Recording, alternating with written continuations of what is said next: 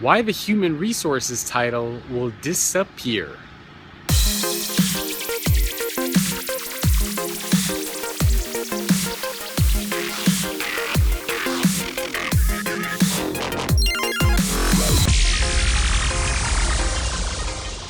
Hello everyone, welcome to another episode of The Future in 5. My name is Jacob Morgan. This is where I share my thoughts, ideas, and commentary on the future of work in 5 minutes or less. I am here in Seal Beach, visiting family after doing much travel. So I'm here in a quiet neighborhood in Seal Beach, and thought I would do a video while I am walking my little dog, Athena. There she is, cameo appearance. And I just came back from Santiago, Chile, and from Buenos Aires in Argentina.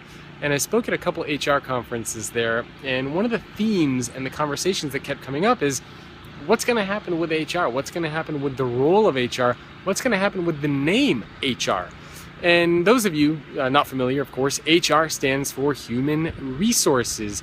And I think that is the very function or the title that is going to start to disappear. We're already starting to see this.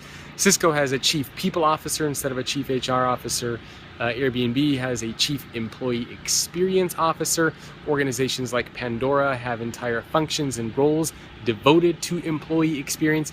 And this is a trend that we can expect to see happen more and more and more.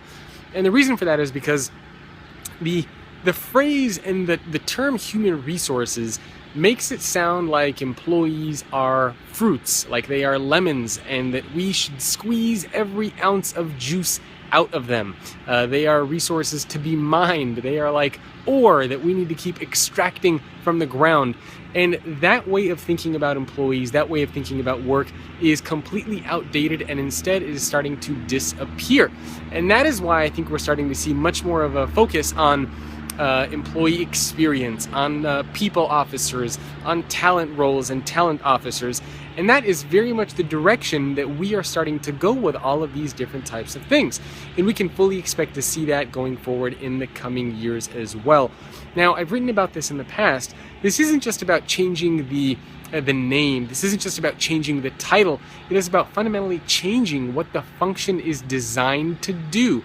And that is no longer just focusing on maintaining the status quo, on policies, on reviews, on paperwork, on hiring, on firing.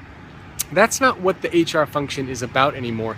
Instead, the HR function is very much about thinking about how the workplace is changing, how to engage and empower employees all over the world. It's thinking about technology, it's thinking about workplace design, and it's thinking about designing employee experiences for them.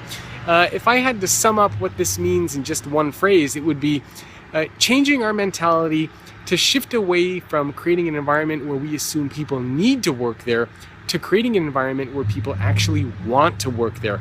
I think that is what the future of HR looks like, or whatever you want to call that role. I think that is the future of what this function is going to be focusing on, shifting away from need to want, shifting away from thinking of work as utility to focusing on experience.